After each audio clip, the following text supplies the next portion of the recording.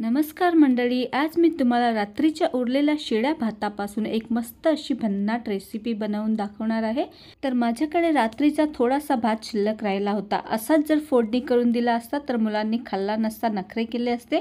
म्हणून म्हटलं चला आज वेगळ्याच प्रकारे मस्त रेसिपी बनवूया। तर रात्रीचा भात फ्रीज मध्ये ठेवला होता म्हणून त्याला आपण असा सुटसुटीत मोकळा करून घ्यायचा आहे। कारण की फ्रीज मध्ये ठेवल्याने तो थंडगार झाला असतो म्हणून त्याला सुटसुटीत करून घ्यायचा आहे। आता भाताला थोडा वेळ बाजूला ठेवूया। इथं अर्धा कोबीज मी मस्त लांब लांब कापून घेतलेला आहे आणि एक शिमला मिरची सुद्धा मी लांब लांब कापून घेतलेली आहे आणि एक शिमला मिरची माझ्याजवळ लाल झालेली होती म्हणून मी ती सुद्धा लांब लांब कापून घेतलेली आहे। कारण भात मस्त आपला कलरफुल दिसेल त्यासाठी मी लाल सुद्धा शिमला मिरची घेतलेली आहे आणि एक कैरी घेतलेली आहे। म्हणजेच आता कैरीचं सीजन सुरू आहे। आपण मँगो राईस बनवत आहोत। 5 ते 6 लसूण पाकळ्या घेतलेल्या आहे आणि अर्धी वाटी शेंगदाणे घेतलेले आहे। तर कच्चेच शेंगदाणे घेतलेले आहे, ह्याला आपण तेलामध्ये तळणार आहोत।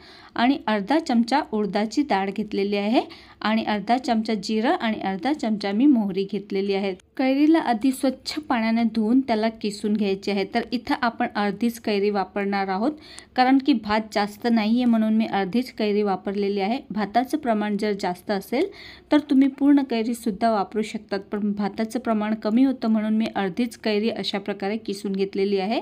आता ज्या लसूण पाकळ्या आपण घेतल्या होत्या त्याला खलबत्त्यामध्ये घालायच्या आहे आणि 2 चमचे मी लाल तिखट घातलेलं आहे। माझ्याकडचं लाल तिखट जास्त तिखट नाहीये म्हणून मी 2 चमचे घातलेलं आहे।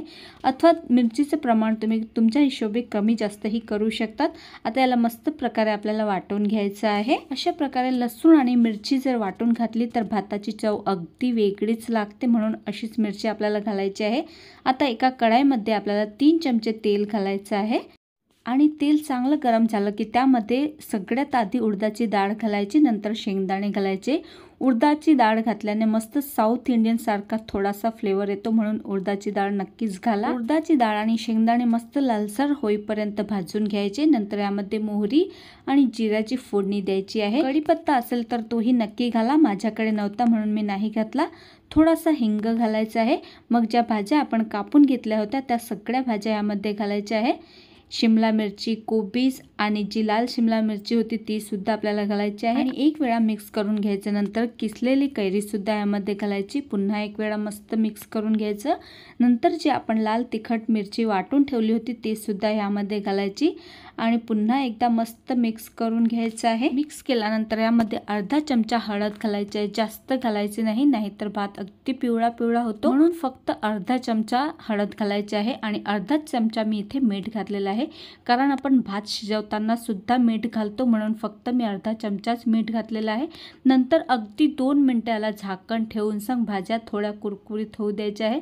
भाज्या जास्त शिजवायच्या नाही, आपल्याला थोड्याशा कुरकुरीतच ठेवायच्या आहे, म्हणून फक्त 2च मिनिटं झाकण ठेवून याला थोडंसं शिजू द्यायचं। मग झाकण काढल्यावरती आपण यामध्ये भात घालायचा आहे। तर पहा, इथे मी रात्रीचा भात वापरलेला आहे, पण जर तुमच्याकडे रात्रीचा भात नसेल आणि तुम्हाला ही अशी मँगो राईस बनवायची असेल ताजा भात वापरला तरीही चालतो। माझ्याकडे रात्रीचा होता म्हणून मी शिळा भात वापरलेला आहे।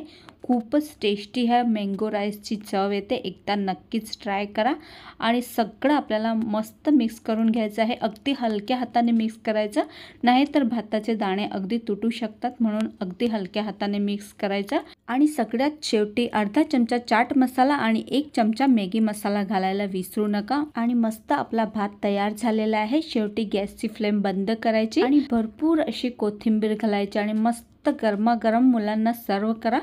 कुणी ओळखणारच नाही की तुम्ही शिळा भात बनवून दिलेला आहे। आणि सगळ्यात महत्त्वाचं म्हणजे जेव्हाही भात खायचा असेल तेव्हा त्यावरती आचार मसाला नक्कीच स्प्रिंकल करा, त्याने अगदी भन्नाट अशी चव लागते। एकदा नक्कीच ट्राय करून बघा। आणि तुम्ही सुद्धा तुमच्या घरात रोज रोज तो फोडणीचा भात बनवून कंटाळून गेले असतील तर हा मँगो राईस एकदा नक्कीच ट्राय करा, तुमच्या मुलांनाही नक्की खूपच आवडेल। चला तर मग मंडळी, रेसिपी कशी वाटली मला कमेंट करून नक्कीच सांगा।